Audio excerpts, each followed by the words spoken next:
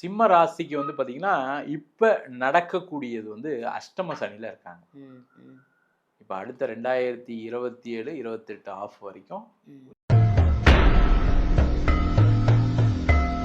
அதேபோல தொழில் செய்யக்கூடிய சிம்ம ராசி என்பது. ம், தொழில் செய்றவங்களுக்கு எல்லாருக்குமே பிசினஸ் பெருசா இல்ல.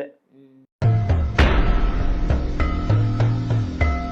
முக்கியமா இன்வெஸ்ட்மென்ட் சார்ந்த விஷயங்கள்ல பிரச்சனைகள குடுக்கக்கூடிய ஒரு வருஷமா இருக்கும்.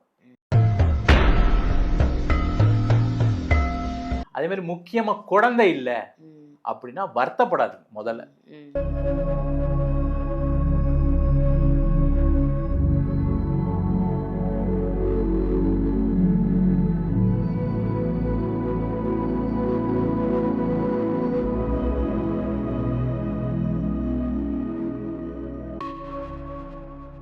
ஆன்மீக பரிகார நேயர்கள் அனைவருக்கும் அன்பான வணக்கங்கள். இன்னைக்கு நம்ம ஸ்டுடியோக்கு யார் வந்திருக்காங்க அப்படின்னு பார்த்தீங்கன்னா, இவங்க வந்து அஸ்ட்ராலஜர் மட்டும் இல்லங்க.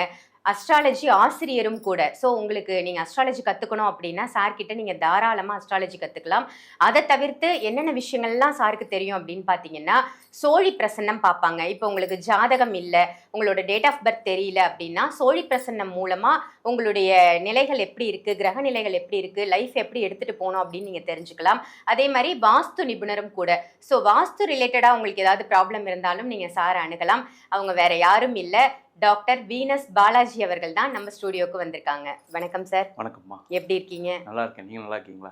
ரொம்ப நல்லா இருக்கேன் சார். இப்போ இன்னைக்கான டாபிக் ஒரு சூப்பரான டாபிக்கோட தான் வந்திருக்கேன். என்னன்னா, அடுத்த 5 வருஷம் ஒவ்வொருத்தருடைய லைஃப்லயும் என்ன மாரி விஷயங்கள் நடக்கப் போகுது? அடுத்த 5 ஆண்டுகள் அப்படின்னா, இந்த 2026யும் சேர்த்து 30 வரைக்கும் 2030 வரைக்கும் ஒவ்வொரு ராசிக்காரர்களுக்கும் அவங்களுடைய லைஃப்ல என்னென்ன மாற்றங்கள் நடக்கப் போகுது? சுப மாற்றங்கள் என்ன? எச்சரிக்கையா இருக்க வேண்டிய விஷயங்கள் என்ன? இதுதான் இன்னைக்கான டாபிக். இத பத்தி ஒவ்வொரு ராசிக்கும் நம்ம பார்த்துடலாம். முதல்ல ஒரு 5 வருட பலன்கள் அப்படின்னு சொல்லும்போது, ம். முக்கியமா வருட கிரகங்கள வச்சு தான் பலன் சொல்லப் போறோம். ஓகே. அப்ப அந்த வருட கிரகங்கள் அப்படின்னு சொல்லக்கூடியது சனி பகவான். ம். 2 1/2 வருஷத்துக்கு ஒரு ராசி மாறிட்டே இருப்பார். ஆமா. அடுத்தது வந்து குரு பகவான். ம். ஒரு வருஷத்துக்கு ஒரு தடவ ஒரு ராசி மாறிட்டு இருப்பார். ம். அடுத்தது ராகு கேது.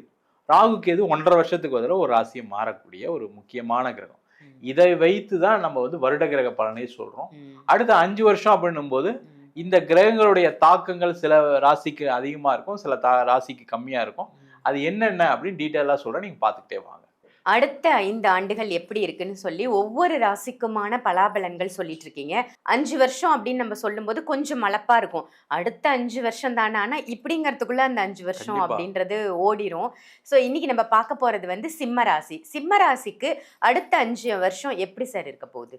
சிம்ம ராசிக்கு வந்து பாத்தீங்கன்னா, இப்ப நடக்கக்கூடியது வந்து அஷ்டம சனியில இருக்காங்க. ம், ம், இப்ப அடுத்த 2027, 28 ஆஃப் வரைக்கும் ம். கொஞ்சம் பயங்கரமான பிரச்சனைகளை சந்திக்கக்கூடிய ஒரு காலகட்டமா இருக்கு. ஓ. ரொம்ப ரொம்ப கேர்ஃபுல்லா இருக்கணும். ம், சிம்ம ராசி என்பதற்கு இப்ப நான் சொல்லக்கூடிய ஒரே ஒரு அட்வைஸ் என்ன அப்படின்னா, ம். எந்த முடிவையும் இப்ப எடுக்காதீங்க லைஃப்ல. ஓகே. முக்கியமான முடிவு, லைஃப் சேஞ்சிங் டிசிஷன் சொல்லுவோம். ம். அதை இப்ப தயவு செய்து எடுக்காதீங்க. எடுக்க வேண்டாம். இப்ப நீங்க ஃபர்ஸ்ட் ஆரம்பத்துல பாத்தீங்க அப்படின்னா ஒரு வேலை ம், வேலை செஞ்சுட்டு இருக்கீங்க, அதை அப்படியே கண்டினியூ பண்ணுங்க. இல்ல சார் வேலையில பயங்கர பிரச்சனை பண்றாங்க, ம், என்னை வந்து நிறைய டார்ச்சர் பண்றாங்க, ம். 4 பேர் செய்ய வேண்டிய வேலையை நான் செய்ய வேண்டியிருக்கு ம், அப்படின்னா அது செய்யுங்க. ம், அட்ஜஸ்ட் பண்ணி செய்யுங்க. ம். நீங்க இதை விட்டுட்டு நான் வேற வேலைக்கு போறேன்னா, இங்க 4 பேர் வேலை செய்யணும், அங்க 10 பேர் வேலை செய்யற மாதிரி இருக்கும். ஓஹோ! அத விட டபுள் ஆயிரும். டபுள் ஆயிடும். ம். இல்ல அப்படின்னு நீங்க மாறி அங்க போய் ஏதாவது ஒரு வேலை தேடுறீங்க செய்றீங்க அப்படின்னா என்ன ஆகும்னா, ஒரு பெரிய பிரச்சனை அங்க காத்துக்கிட்டு இருக்கும். ம். அப்ப என்ன ஆகும்னா வேலையை விட வேண்டிய சூழ்நிலைகள் வரும். ஓ! ரொம்ப ரொம்ப கேர்ஃபுல்லா இருக்கணும், ஜாக்கிரதையா இருக்கணும். அதே போல தொழில் செய்யக்கூடிய சிம்ம ராசி என்பது. ம். தொழில் செய்றவங்களுக்கு எல்லாருக்குமே பிசினஸ் பெருசா இல்ல. ம். இந்த பிசினஸ் பெருசா இல்லைன்னா என்ன பண்ணுவோம் நம்ம? சரி நம்ம வந்து கடனை வாங்கி ஏதாவது பண்ணலாம். டெவலப் பண்ண டெவலப் பாப்போம். பண்ண பார்க்கலாம். ம். இல்ல பிசினஸ மாத்தி பார்க்கலாம். ம். அப்படி யோசிப்பாங்க. அது செய்யக்கூடிய விஷயங்கள் தவறாக முடியும். ஓ! இல்ல சார் நான் லோன் வாங்கி பண்ணாம எப்படி சார் பண்றது? இன்னைக்கு விட்டுருங்க சார். நீங்க 5 வருஷத்துக்கு சொல்றீங்க. ம். 5 வருஷத்துக்கு நான் என்ன பண்ணலாம்? அப்படின்னு கேட்டாங்க அப்படின்னா, லோன் வாங்கி பண்ணுங்க. ம். அந்த லோன் பேங்க் லோனா இருக்கட்டும், ம். இல்ல கம்மி வட்டிக்கு வாங்கின லோனா இருக்கட்டும், ம். அத வாங்கி பண்ணுங்க. அடுத்த 1 வருஷம், 1 1/2 வருஷம் எத பத்தி யோசிக்காதீங்க. ம். அதுக்கான ரிசல்ட் 2028ல உறுதியா இருக்கு. ஓ! அதுல எந்த டவுட்டும் கிடையாது. ஓகே. அதே மாதிரி வேலைக்கு போறவங்களும் சரி, ஒரு 1.5 வருஷம் பிரச்சனை தான் இருக்கும். பொறுமையா இருந்தாங்கன்னா 2028ல இருக்கிற இடத்துலயே பிரச்சனை சால்வ் ஆயிரும். இப்ப நிறைய பேர் சொல்லுவாங்க, சார் எனக்கு ஒரு மேனேஜர் வந்தாரு, பயங்கர டார்ச்சர் பண்றாரு, 2028ல அவர் காணாம போயிடுவாரு, நம்ம போக வேண்டாம். இந்த மாதிரி நல்ல விஷயங்கள் 2028ல அஷ்டம சனி முடிஞ்சு பாக்கியஸ்தானத்துல சனி வரும்போது கண்டிப்பா நடக்கும். அதுல எந்த டவுட்டுமே கிடையாது. அது வரைக்கும் கொஞ்சம் பொறுமையா இருக்கணும். முக்கியமா இன்வெஸ்ட்மெண்ட் சார்ந்த விஷயங்கள்ல பிரச்சனைகளை கொடுக்கக்கூடிய ஒரு வருஷமா இருக்கும்.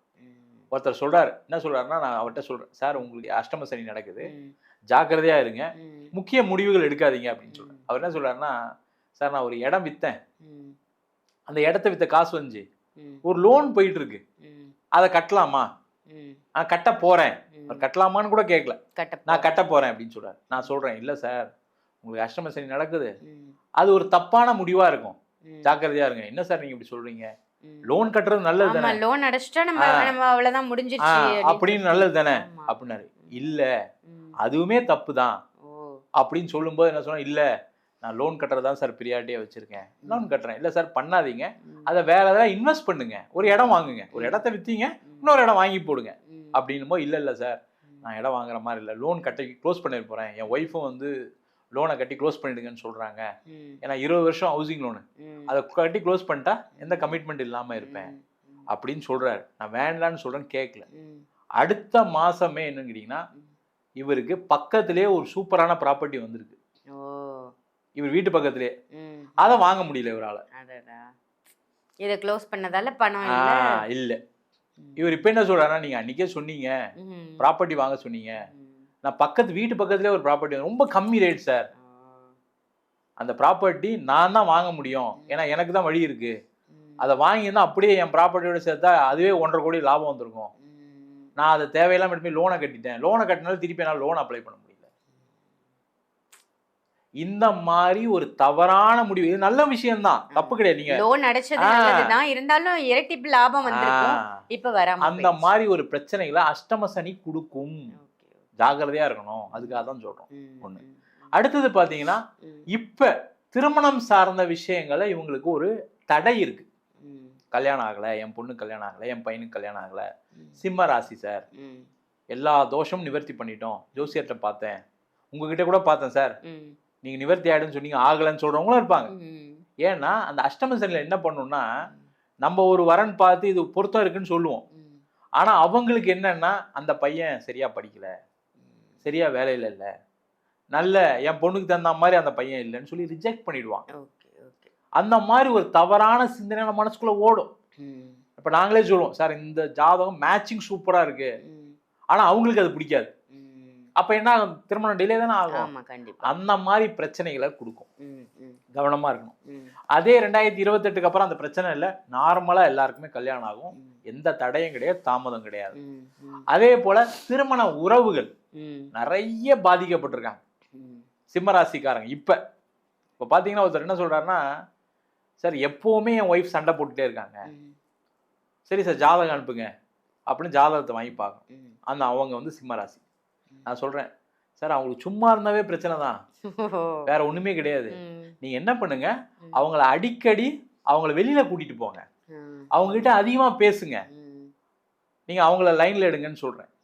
அவங்க காலில் வராங்க, காலில் வரும்போது நான் சொல்றேன், மேடம் நீங்க ஒன்றும் பிரச்சனை இல்லை, உங்களுக்கு ப்ராப்ளமே என்னன்னா உங்க ஹஸ்பண்ட் உங்ககிட்ட டைம் ஸ்பெண்ட் பண்ண மாட்டார், அதான் பிரச்சனை. ஆமா சார், அதான் அவர்கிட்ட சொல்லுங்க சார்ன்றாங்க அந்த அம்மா. ஒண்ணுமே கிடையாது, பிரச்சனை ஒண்ணுமே கிடையாது, ஜாதகத்துல எல்லாமே கிறிஸ்டல் கிளியரா தெரியுது. ஆமாம் ஆமாம். இப்ப நீங்க வேணா செக் பண்ணி பாருங்க, சிம்ம ராசியில இருக்கவங்க ஒண்ணுமே இல்லைன்னா கூட ஒரு பிரச்சனைல இருக்காங்க, மன ரீதியான பாதிப்பு தான், வேற ஒண்ணுமே கிடையாது, மனசு தான் காரணம். அவர் எப்பவுமே நைட் 10 மணிக்கு வர ஆள் தான், ஆனா இந்த இப்ப அஷ்டம சனினால என்கிட்ட டைம் ஸ்பெண்ட் பண்ண மாட்டாரு, அந்த எண்ணங்கள் வந்து ஆட்டோமேட்டிக்கா உருவாகுது, வரும். இந்த மாதிரி பிரச்சனைகளை அடுத்த 1.5 வருஷங்கள் சந்திக்கக்கூடிய ஒரு நேரம், கொஞ்சம் கவனமா இருக்கணும். அதே மாதிரி முக்கியமா குழந்தை இல்ல அப்படின்னா வருத்தப்படாது. முதல்ல ட்ரீட்மெண்ட் எடுத்தேன் சார், சக்சஸ் கொடுக்கல, 10 லட்சம் செலவு பண்ணேன், 20 லட்சம் செலவு பண்ணேன், சக்சஸ் கொடுக்கல அப்படின்னா அமைதியா இருங்க, கண்டிப்பா சக்சஸ் கொடுக்கும். பொறுமையா இருந்தீங்கன்னா ஒரு வருஷம் ஆகும், வெயிட் பண்ணுங்க. இல்ல எனக்கு அதனால போயிடுச்சு செஞ்சிச்சுன்னு மன வருத்தம் தான் என்ன ஆகும்னா, உடம்பு வேற மாதிரி ஒரு பாதிப்பை கொடுத்துரும். முக்கியமா பெண்கள் அதிகமா இந்த அஷ்டம சனியில பாதிக்கப்படுறாங்க, குழந்தை இல்லாதனால. ஏன்னா எங்க மாமியார் என்னை பத்தி தப்பா பேசுறாங்க, எங்க அம்மாவே இப்படி பேசுறாங்க அப்படின்ட்டு ஒரு வருத்தம் என்ன ஆயிடும்னா இவங்களுக்கு ஒரு இயலாமையே கொண்டு வந்துடும். அதெல்லாம் அமைதியா இருந்தாங்க அப்படின்னாவே இந்த அஷ்டம சனியை கடந்துட்டாங்க சிம்மராசி என்பவர்கள் மொத்தமா. வேற வேற எந்த விஷயங்களா இருந்தாலும் சரி, காதல் விஷயங்களும் ரொம்ப கவனமா இருக்கணும். அதுல நிறைய பாதிக்கப்படக்கூடியவர்கள் நிறைய பேர் இருக்காங்க. அடுத்த 1.5 வருஷம் அமைதியா நடக்கட்டும், பரவாயில்ல, நான் ஏத்துக்கிறேன் அப்படி இருந்துட்டாங்கன்னாவே வாழ்க்கையில பிரச்சனைகள் குறையும். இந்த பிரச்சனையை குறைக்கிறதுக்கு என்ன பண்ணலாம்னா, இவங்க சனிக்கிழமை அன்னைக்கு சிவனை வழிபாடு பண்ணலாம். பிரதோஷ நாள்ல போய் சிவனை வழிபாடு பண்ணாங்கன்னா இவங்களுக்கு இருக்கக்கூடிய தடைகள், தாமதங்கள், தேவையில்லாத பிரச்சனைகள் எல்லாமே குறையறதுக்கான ஒரு அமைப்பு உறுதியா நடக்கும். Super sir. சிம்மராசிக்கு ரொம்ப அருமையான விஷயமா இன்னைக்கு சொல்லியிருக்கீங்க. அடுத்த 5 ஆண்டுகள் இந்தந்த விஷயங்கள்லாம் நடக்க போகுது, இதுலலாம் கொஞ்சம் கவனமா இருங்க. இன்வெஸ்ட்மெண்ட் பண்றதா இருந்தாலும் மற்ற விஷயங்களா இருந்தாலும் கொஞ்சம் பார்த்து நடந்துக்கோங்க அப்படின்னு ரொம்ப ஒரு நல்ல தகவல் கொடுத்துருக்கீங்க சார். நன்றி. நன்றி, வணக்கம். இந்த பதிவு உங்க எல்லாருக்கும் பயனுள்ள பதிவா அமைஞ்சிருக்கும் அப்படின்னு நினைக்கிறேன். இதை மற்ற ராசி நேயர்களுக்கும் கண்டிப்பா ஷேர் பண்ணுங்க. சாரி, நீங்க அஸ்ட்ராலஜி ரீதியாகவும் உங்களுக்கு ஜாதகம் பார்க்கணும், இல்ல பிரசன்னம் பார்க்கணும், இல்ல வாஸ்து ரிலேட்டடான ப்ராப்ளம் இருக்கு, என்னுடைய வீடு வாஸ்துப்படி அமைஞ்சிருக்கா அப்படின்னு தெரிஞ்சுக்கணும்னு நினைச்சீங்கன்னா வீடியோல தெரியற நம்பருக்கு கால் பண்ணி கண்டிப்பா அப்பாயின்மெண்ட் வாங்கிக்கோங்க. ஆன்லைன் கன்சல்டேஷனும் இருக்கு, அதையும் பயன்படுத்திக்கோங்க. இதை தவிர்த்து நீங்க கிளாஸ் கத்துக்கணும்னு ஆசைப்படுறீங்க, ஜோதிடம் கத்துக்கணும், இல்ல வாஸ்து கத்துக்கணும், இல்ல நான் நியூமராலஜி கத்துக்கணும் அப்படின்னு நினைச்சாலும் தாராளமா நீங்க சாரை கான்டாக்ட் பண்ணலாம். சேம் இதே வீடியோல இருக்கிற அதே நம்பருக்கு கால் பண்ணி அப்பாயின்மெண்ட் வாங்கிக்கோங்க. கிளாஸ் எப்போ ஸ்டார்ட் ஆகுது, எத்தனை மாதம் அந்த கோர்ஸ் இருக்கு, அதை படிக்கிறதால உங்களுக்கு என்ன பலன் அப்படின்ற முழு விவரம் தெரிஞ்சுக்கிட்டு கண்டிப்பாக கிளாஸ்லையும் ஜாயின் பண்ணிக்கோங்க. இதே மாதிரி வேற ஒரு நல்ல நிகழ்ச்சியில் உங்கள் எல்லாரையும் சந்திக்கின்றேன். நன்றி, வணக்கம்.